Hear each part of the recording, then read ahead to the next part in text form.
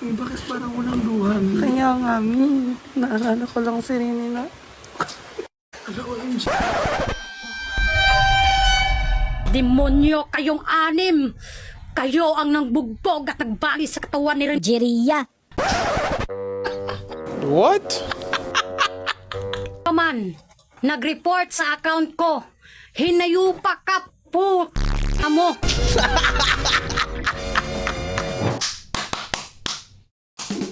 Tribute tayo mga kaibigan ng... Hindi ko alam sa totoo lang kung i-review ko ba to, pero kasi lumalaganap at dumadami at maraming nangyayari na ganitong pangyayari. Okay, kaya for today's episode, i-review natin yung mga nagre-review sa yumaong MVP ng Davao na si Rene Baterbonia. Kaya huwag na natin patagalin mga kaibigan, simulan na natin tong video na to ng review. Actually 50-50 ako dito, okay? Nung in-intro nyo sa akin itong Rene Baterbonia, 50-50 ako dito kasi number 1, ayoko talaga reactan kasi unang-una sa lahat, number 1, magaling yung bata. Yun nga, MVP maglaro ng basketball tapos hanggang ngayon hindi pa nabibigyan ng hustisya, no? So, ayokong reactan, but at the same time, yung ibang mga tao kasi sa Facebook, ang dami nilang pinaggagawa na, alam mo yung sinasamba yung tao, ganito ganyan, which is hindi ko maintindihan. Okay, legit hindi ko maintindihan kung anong nangyayari. So, kaysa manghingi ng hustisya, nare-redirect sa ibang bagay. Meron pa nga akong nakita, hindi ko alam kung na-compile ba ng compiler ko, na nagpasalamat siya kay Rene Baterbonia pati dun kay Divine kasi na-monetize na yung Facebook page niya. Like, no. Hindi ko alam bakit. Okay, so play na natin tong video. Ang tahimik mo.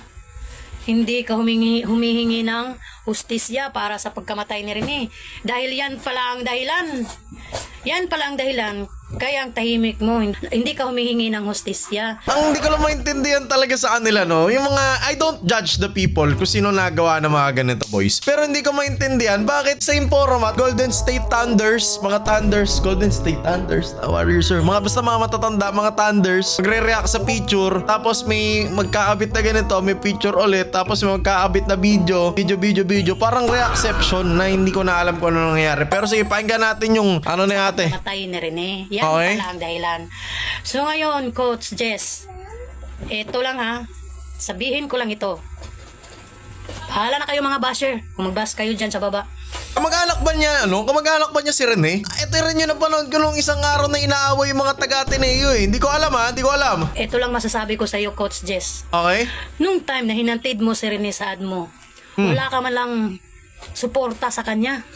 Uy! Pero, kung apat nakasama ni Rene sa Dabra Boys na nasa Dilasal ngayon, todo suporta ka, andun ka, tumitingin ka kahit nasa ibang paaralan na yung apat na kasama ni Rene. Ano ba to? Ha? Ano ba to, Coach Jess? Ha?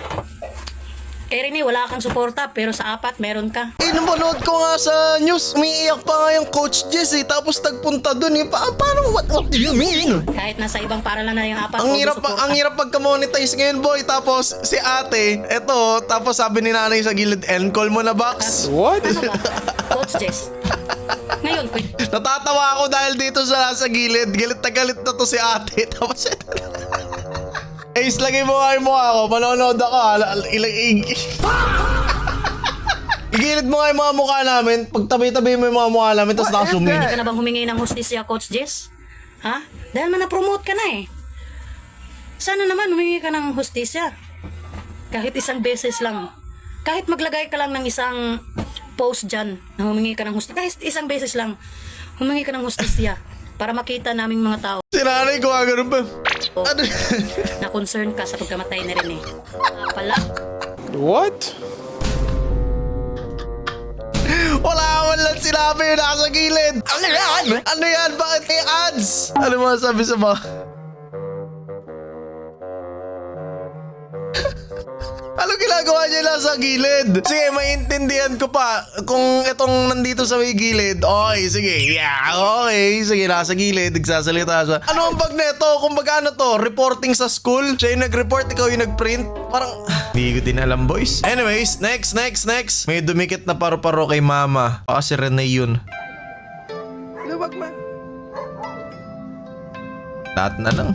Wait nga, hanapin ko yung hanapin ko yung original kung bakit naging ganito, okay? So ito ganito kasi yung nangyari, boys. Kaya alam nyo, naging hindi dapat ganito yung nangyari. Alam nyo yung parang sa US, ba si Charlie, diba? Tapos naging meme. To be honest, wala talaga nakakatawa sa pagkamatay ng isang tao. Okay, lalo na si Rene. I don't know about Charlie ka, pero si Rene kasi, i-blur mo nga is yun basta si Charlie na lang. Or yung letter K, bala ka nang blur mo dun. Baka mayari na naman tayo sa Tito YT, no? But anyways, si Rene kasi, boys, inosenteng bata siya, no? So, ang nangyari po kasi, nung mga una, ako din, nag-share din ako ng post niya nung una eh. Yung mga unang early weeks na nangyari sa kanya yung trahedya, talagang nakakaawa, boys, kasi hindi talaga siya nabigyan ng hustisya at all. Walang proper explanation. Sino yun, si Tab, yung kalbo, yung coach nila, wala palang proper coaching permit. Tapos naging ganito yung, alam mo yun, nagka-trahedya, di ba? Tapos yung pamilya ni Rene, hindi naman sila mayaman. So,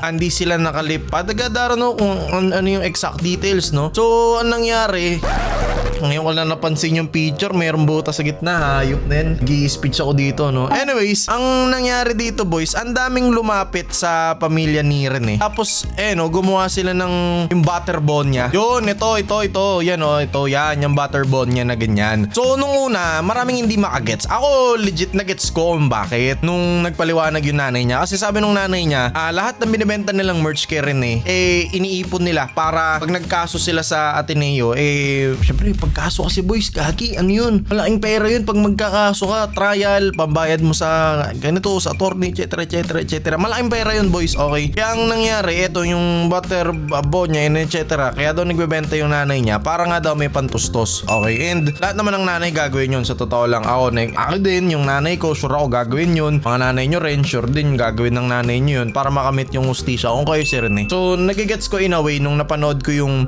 video na nagbebenta yung nanay ni Rene. Ang di ko lang talaga magets yung mga nasawsaw na mga nagre-reels. Kaya naging meme, okay? Anyways, i-review na nga natin yung iba. Tulad na ito, putik na yan. Alam kong hindi legit to. As ulat naman AI content eh. Rene Waterbone. Oh my God, bro.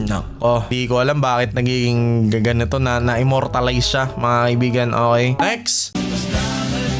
Blur mo nga to, putik na yan. Naliligo na dagaan, putik. Bawal yan, bawal sa YT yan. Putik na yan, lahat na lang, yeah. Ito, Rene Sardines.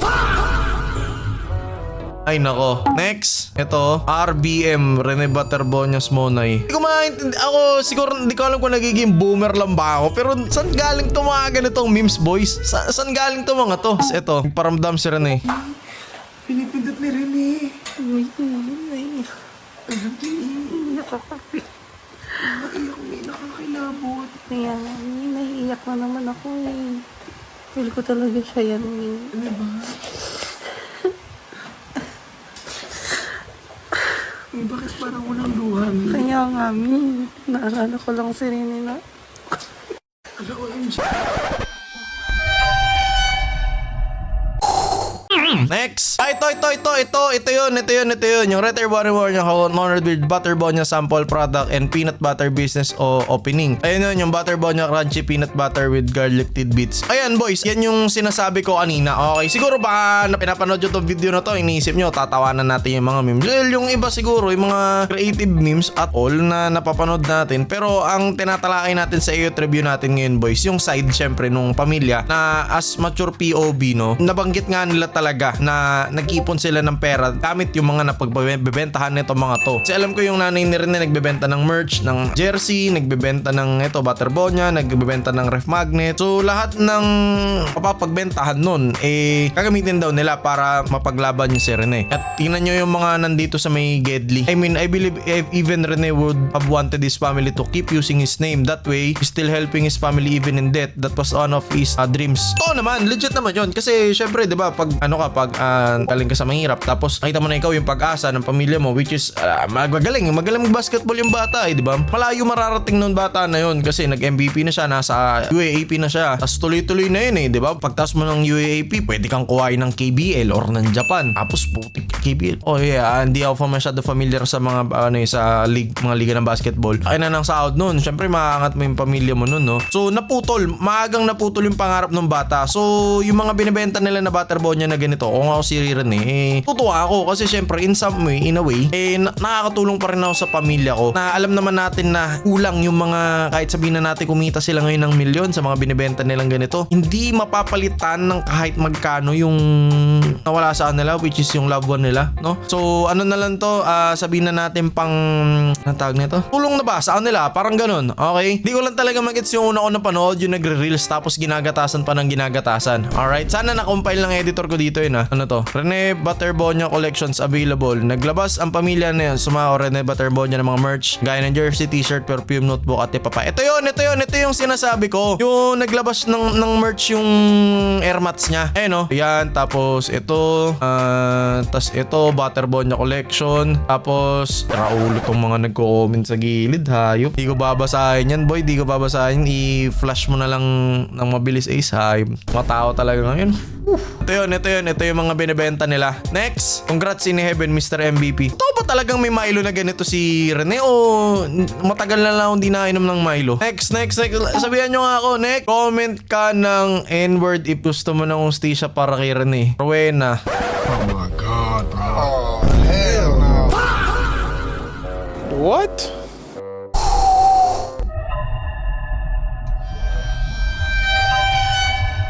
Next. Putik niyan, butter boner. What is that? Galing to! Rejuvenating. Dalawang weights is over. Tumira ng tres. Kutis walang stress. Renovating inspired by Bobet. Totoo ba to?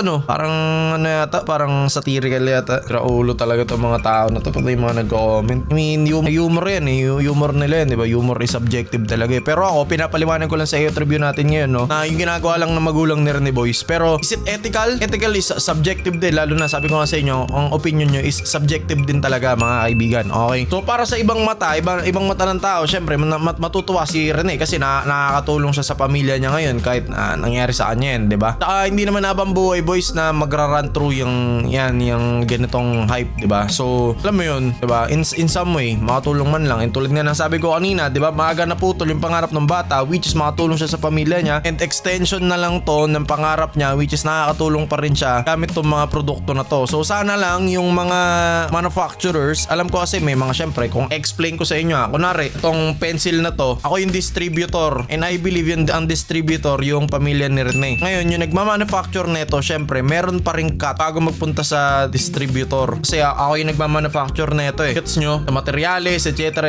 So, sana mas pumaldo yung pamilya niya kaysa mas pumaldo yung nagmamanufacture ng mga gamit. Next, ano to? Ace, iso mo na lang sa mukha ko, tapos i-blur mo ng buo. Maano ako dyan, matadala ako sa ICC dito sa mga pinag-compile ng admin natin. Next. Isasama ko na si Rene pag hindi kayo mag-follow. Ayoko sumama sa'yo, Sirpa. Kay Jesus lang ako. Nak, mag-comment kayo ng 6-7. What? Kaya naubos tubig natin. AI kayo ng OAI. 767 Lord. Ay nako. Next. Ano to? Kanino ng kaluluwa ni Rene nagparamdam na kay Coach Tab? Putik na sinabi yan. Direction. And of course there was, a lot of people that Meron na akong gustong reviewin eh. Teka nga, hanapin ko Ito yun, boys. Ito yun yung reactor, mga kaibigan. Ito yun. Ito ang mangyayari. Parang ginaya ko rin pala yung una ko napanood na video. Yung nasa gilid yung mukha nung isa. Tapos ginawa nila lang meme yun. Hanapin ko sa inyo Ito yun. Ano lang, tinanggal lang. Ginawa lang si Jiraya to. Okay? Demonyo kayong anim! Kayo ang nangbugbog at nagbali sa katawan ni Renjeria. What? Dahil ang katotohanan pala, nung nandun kayo sa training, nalaman nyo na si Jiria. ay kasali sa top 17 para makapaglaro sa UEEP. Ano yung UEP? What? Ito yun napanood ko nun. Wala na eh, dinilit niya na ngayon yun eh. I feel na dinilit siya talaga eh. Kasi nagbabato siya ng mga akusasyon, parang galon. Ayun, panoorin niyo to. Ayun. Itong si Kiefer Alas, napakasinungaling na bata. Bakit? Ang sabi niya sa interview nila ni Sam Cayonteveros, hindi raw siya marunong lumangoy.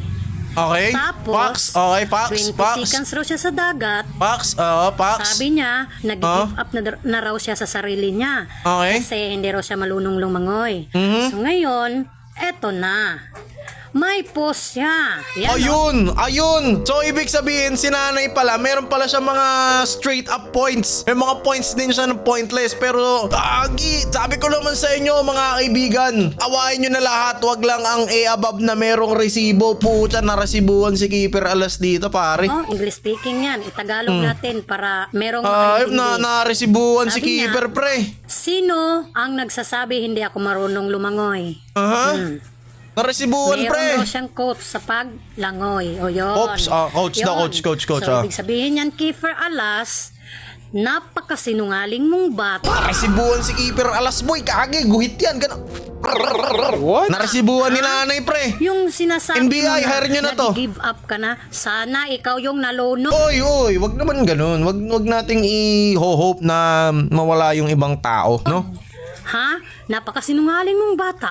Hmm? Ha? Sana ikaw na lang yung nalunod. Hindi si Rene. Ha? Para ma-realize din ng pamilya mo na humingi ng hustisya ang pamilya mo. Ha? Basta yan, ito yun. Kagi, naresibuhan siya dun, ah. Nasaan na yun? Wala na. Ato, sino to? Mangumustas ako ni Kwan. Di umintindihan yan, boy. Dinilit na yata niya yun, yung wala na yata, dinilit na yata niya yun, yung Di ko rin pwedeng ipanood yun, dahil na-delete na di ba? So, I feel like na-delete na siya. Tapos, ito yung, nasa na ba yun? Shinare ko rin yun, yung nag-aamok siya. Ito yun. Nag-aamok na siya, boy, kasi nireport daw yung Facebook niya, Sino ka man? Nag-report sa account ko. Hinayupa ka po mo. Lutong, boy. Nagtataka ako ngayon bakit na-suspended yung account ko. Wala naman akong violation na ginawa. Recommendable naman yung account ko. Ha? Kung sino man kayo mga hinayupak kayo, mga demonyo kayo, kayo sana ang masuspended yung mga account, yung mga trolls kayo. Ayun nasuspended ako ngayon. Mother, you gotta chill, bro. You gotta chill. Akala nyo hindi ako marunong kuti-kuti sa kung paano mabalik yung account ko? Ayoko na. Tigilan na natin tong review na to. Pero yun, guys. Wait lang. May pera na akong titingnan. Sandali. So, guys, ito yung legit na account ng nanay ni Rene. Grabe, 1.5 million na yung nanay ni Rene, So, kung susuportahan nyo sila para makamit yung hustisya, punta kayo dito sa Facebook niya, no? I'm not advertising or something, Pero, syempre, may iba naman talaga na supporter si Rene. Tapos, ang daming nagsusulputan na kung saan-saan na tindahan, no? So, kung susuportahan nyo yung tao, dumiretso na kayo sa magulang niya. Okay, nagano sila dyan, nagbebenta sila ng kung ano na dyan and something. Para nga naman talaga, na alam niyo yun, para makatulong. Kasi sabi din ng nanay ni Rene, yung pera na malilikom nila, para makamit yung hustisya, and I really hope na sana para doon talaga yung purpose, no? Well, kung hindi para doon yung purpose, like hindi sila nagdedemanda or something, I really hope na yung mga kinikita nila ngayon by using Rene's name,